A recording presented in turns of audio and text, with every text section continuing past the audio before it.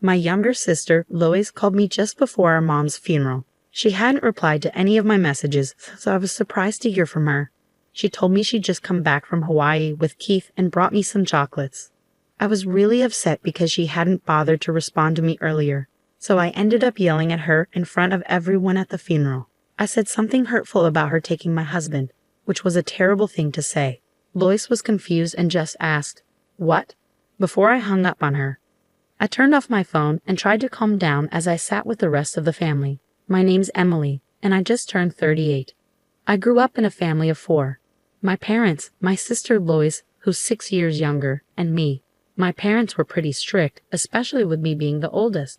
But they always spoiled Lois because she was charming. Whenever she wanted something, she'd flash a smile and say, "Emily, I want this," and I'd usually give in. Unfortunately, this didn't change even as she got older, and she became quite a troublesome sister.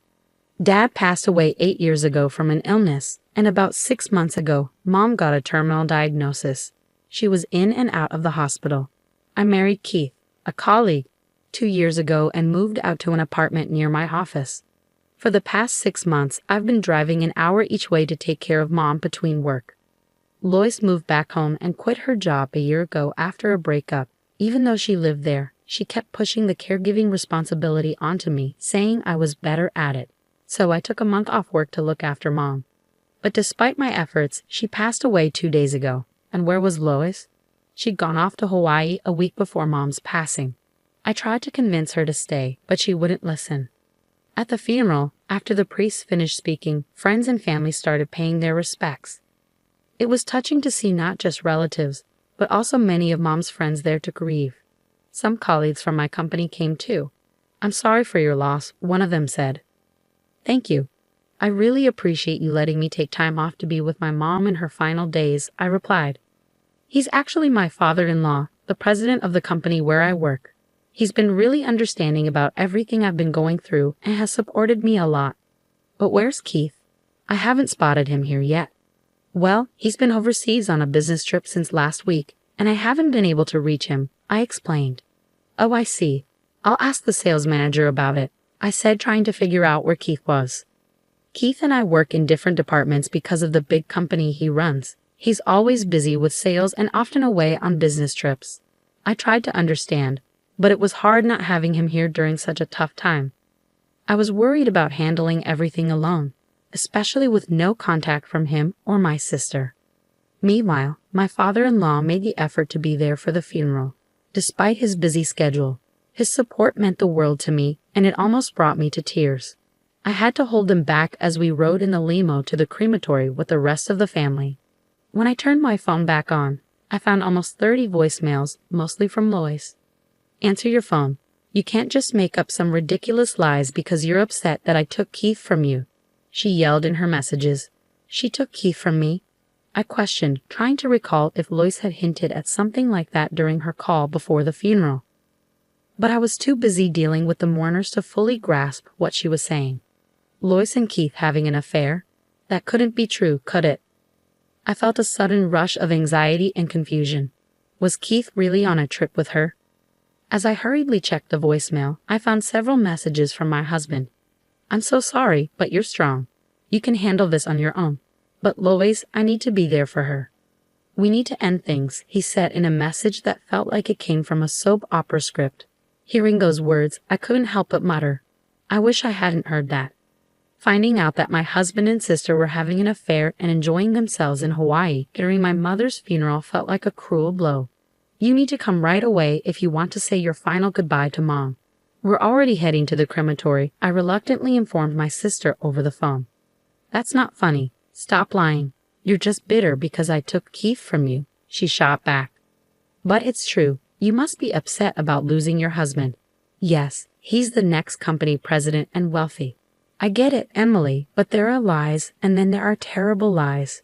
You're an adult. You should know better," she retorted. "I never thought I'd hear that from you," I replied. "I was surprised, though. I had no idea that you and Keith were cheating." I could almost hear the smirk in Lois's voice. She'd always loved playing tricks on me since we were kids and would laugh when I fell for them. I sighed in frustration. "Anyway, this isn't the time for this. If you want to say your final goodbye to Mom, Come now, I urged. I'm tired of that lie. So why do you have cheese? Lois asked abruptly. Ask his father, I replied, throwing the question back at them. I could hear them discussing on the other end, probably caught off guard by me bringing up his father.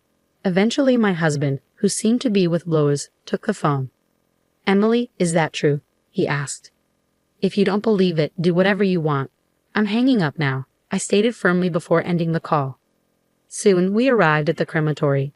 It was my last chance to say goodbye to Mom, and my mind was in turmoil with the whirlwind of emotions from the past few days and the pain of losing my mother. I felt lost and overwhelmed, tears streaming down my cheeks. Seeing me like this, one of my relatives comforted me, saying, Your mom would surely be grateful to you, Emily, for taking such good care of her until the end. I stood in front of my mother's casket, bidding her my final farewell. Mom, thank you for everything. I'm going to miss you so much, I whispered. Just as her casket was being carried out for cremation, there was sudden commotion. Wait a minute, where's Mom? My sister and husband burst in, their voices loud and frantic. Lois tried to hold onto the casket as it disappeared behind the doors, but they closed abruptly, leaving her wailing in despair, with Keith looking stunned. We should move along now. We're disturbing others, I said, trying to keep calm. Why didn't you tell me, Emily? I didn't get to see Mom at the end. It's your fault. Lois accused me, her voice filled with anguish. My fault? I echoed, bewildered by her accusation. Absolutely. If it was this serious, you should have told me earlier. You never said anything. Lois accused, her voice filled with frustration. I couldn't help but feel exasperated. How many times had I explained our mother's health condition to her? Every time she'd just brush it off, saying, I don't know how to handle any of this. I'll leave it to you, Emily. That's right. This all happened because you didn't explain how serious Mom's condition was. It's your fault, Lois continued to blame me. Even Keith, my husband, joined in, pointing fingers at me. I stared at them in disbelief. Then what were you two doing all this time? I demanded, my voice rising with anger. They gasped, finally falling silent. If you can't say it, I will. You were off on a fun-filled romantic getaway in Hawaii together, weren't you? As the relatives murmured, clearly taken aback by the unfolding drama, I couldn't help but feel the weight of their disbelief. For so long, whenever they asked, what's wrong with Lois? Or isn't Keith coming? I've been making excuses for them, trying to shield them from judgment. Mom, I'm sorry. I really wanted to say goodbye to you more peacefully, I whispered in my mind, seeking her forgiveness. Gathering my resolve, I knew I had to clear the air. When did this affair start exactly? You both knew I was on leave caring for Mom, right? I was struggling, asking for help countless times, but all you did was have fun together, didn't you? I questioned, my voice tinged with frustration and hurt. Enough. It's all your fault, Emily. You didn't keep Keith close enough. Lois snapped back. What's that supposed to mean? I demanded, my patience wearing thin. You need to prioritize your husband more. He's been feeling bored at home because all you talk about is work and caregiving. Poor Keith, Lois chided, her words dripping with disdain. Oh, so that's what he said, I retorted, shooting a glare at Keith, who quickly averted his eyes, unable to meet my gaze. Emily, you managed to marry a wealthy future company president, but you've become conceited. That's why he was drawn to me. It's always been like this with you, Lois continued, her tone accusatory. In reality, Lois had a history of stealing my boyfriends back in high school and university. The only time she didn't succeed was with Keith because she was already with her own boyfriend then. What a disappointment. From now on, I'll be with Keith and become the future president's wife. So break up with him, Lois demanded. Fine, you can have Keith. I'll divorce him, I declared, my resolve firm. By then, I was beyond caring. When I decided to marry Keith, I had no clue he was the president's son. He worked at a regional branch and later joined my department at headquarters. Keith was charming, easygoing, and quickly became part of our team. As we grew closer, I developed feelings for him. We started dating, and when he proposed, I was thrilled. It wasn't until I visited his parents' house that I learned his father was the company president. It was quite a shock. So promise me you won't come back later begging to avoid the divorce, Keith pleaded. I won't do that, I assured him. Are you really sure about leaving me? he pressed. Yes, I am, I replied firmly. If you leave me, no man will want to marry a workaholic like you. You know that, right? He warned. I'll live my life as I please on my own terms. But for today, please just say your final goodbye to Mom properly, I pleaded with him. Keith and Lois exchanged knowing looks, smirking as if they had won some sort of victory. The relatives watched on, their brows furrowed, clearly disturbed by the unfolding situation. I'm truly sorry for the scene you all witnessed. I apologized to my relatives, feeling a pang of guilt. I heard Lois whispering to me, always playing the good girl. I hate this about you. I've tolerated a lot from her because she's my younger sister, but I've had enough. I won't consider her family anymore. I'm divorcing Keith, and now I feel like I have no family left. All I can do is prepare myself for that reality. I bit my lip, feeling the weight of it all. 2 weeks have passed since then. I moved out of the apartment I shared with Keith, packed up everything, and settled into a new condo near the office. I've even put my parents' house up for sale. There's nothing left tying me to the past. Lois has moved in with Keith as I moved out. Keith and I have already finalized our divorce papers and submitted them to the courthouse. I'm sure they're happily starting their new life together now. Now that I'm done with Mom's paperwork, it's time for revenge. Watch over me, Mom, I whispered to her portrait, a determined smile on my face. Enjoy your honeymoon phase while you can, you too. The next day, as I went back to the office to sort out my job reinstatement, my phone buzzed incessantly with voicemails piling up. Hey, what's happening? We're divorced, right? Why am I being asked to pay $30,000? Keith's voice sounded confused and agitated. Worried they might show up uninvited at my new place, I suggested meeting at a local diner to discuss. Once we sat down, Keith was furious, practically frothing at the mouth. I got some legal document. What's going on? We're already divorced, aren't we? He yelled. Exactly. I'm just as confused. Lois chimed in, equally puzzled. I had instructed my lawyer to claim $40,000 from Keith as my share of the property and $30,000 from Lois for her portion of our mother's medical care coverage. The documents must have arrived at their places. It was something they should have anticipated, but evidently didn't. I was exasperated. You just need to pay what you owe, I insisted firmly. That's not fair. Don't think you can get away with this. I've suffered a lot of emotional distress. Should I sue you for that too? Keith threatened angrily. Emotional distress? You cheated. Plain and simple. So pay up, I retorted, refusing to back down. They fell silent, perhaps realizing they couldn't argue with the law. Then, after a pause, Lois turned her gaze towards me. So, Emily, it's all about the money for you after all, she remarked coldly. Fine, I'll let Keith handle the payment. If I borrow from my dad, we can easily come up with the $70,000. Keith, I know you don't have any savings. Lois, are you really okay being with a guy who has no money? I interjected. Keith will become president soon. Then he'll be wealthy. It's just a matter of time. Lois replied confidently. Oh, Lois, you're after the money too, aren't you?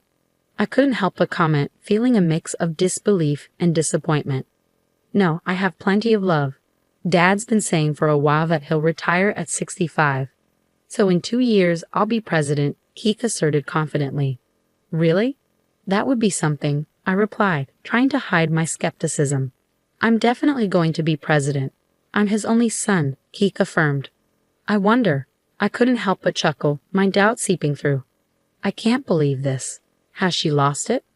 Lois muttered, clearly annoyed. But the real revenge plan I had in store was just getting started. Keith, you've been taking a lot of time off work, citing family funerals, right? I asked casually. Well, my mother-in-law is family too, Keith replied, trying to justify his absences. That's true, but the company is aware of what you've actually been up to, I continued, watching Keith's expression carefully. Huh? What do you mean? He asked, clearly confused. Do you know that your father attended Mom's funeral? I dropped the bombshell, knowing I had purposely kept this information from Keith and Lois. That was you, Keith realized, his eyes widening in shock. You didn't do any caregiving at all. You have the nerve to lie about taking family leave for that, and you've gone off on several business trips with Lois instead, right? I've reported that too. I stated matter-of-factly. How did you find out? Keith stammered, clearly caught off guard. Lois has been posting photos on social media, showing where she's been and when. And there were a few pictures with you in them. Quite shocking, I revealed. Huh? You knew about my social media? Keith asked, surprised. It's the same account you had back in high school. Of course I'd know, I replied. Lois shifted uncomfortably, and Keith seemed stunned by my revelations. Wait, does Dad really know everything? He asked, looking bewildered. Just as my mother was family to you, your father considered her family too. So of course he knew about the funeral, as it should be reported to the company. Even after the funeral, he reached out to me several times to check on me, so I reported everything to him. And he's quite furious. He also made it clear he has no intention of making you the next president, I explained, dropping another bombshell. Huh? But I'm his son. Keith protested, disbelief written all over his face. He said he doesn't recall ever mentioning our company follows hereditary succession. He also made it clear he doesn't need a son who would act so disloyally. I informed them, relishing their shock. So Keith won't be the president? Lois asked, her voice filled with disbelief. As I watched their pale faces, I decided to push them even further. And just so you know, I'll be taking over as president starting next month. Huh? Keith and Lois exclaimed simultaneously. In fact, I've just received the official notice from the president and my superiors at the company. I've been formally appointed as the new president, I announced confidently. There's no way they'd make you president. Keith protested, clearly rattled. If you think it's a lie, why don't you call your father and ask? I challenged him. Keith hurriedly dialed his father's number, while Lois, his new wife, watched anxiously. So Emily is really going to be the president? It's true? So I won't become the president's wife? If I had known, I wouldn't have taken you from Emily. Lois lamented, her voice tinged with regret. But you just said you loved me, Keith muttered, stunned by the turn of events. That was considering your assets, I clarified firmly. What did you say? Keith's voice rose in confusion and frustration. Unable to tolerate their squabbling any longer, I stood up. If you two want to argue, do it somewhere else. And I'll be expecting the payment. Thank you. Wait, please don't leave me. Please, sis, support me, Keith pleaded desperately. I evaded their outstretched hands and walked away. Eventually, the couple ended up divorcing. Keith was demoted by his father and eventually resigned from his job. Now he works multiple part-time jobs every day to pay off his debts to me. Lois, on the other hand, is reportedly working at a bar at night. Initially, she seemed to be doing well, but she fell victim to a bad situation after being deceived by a dishonest man. Meanwhile, I've become the president. Admittedly, it's for a small company that operates as a subsidiary in the caregiving industry, established based on the proposal I submitted during my caregiving leave. However, the caregiving sector is projected to grow in the future, and I'm determined to excel. I'll give it my all from here on out.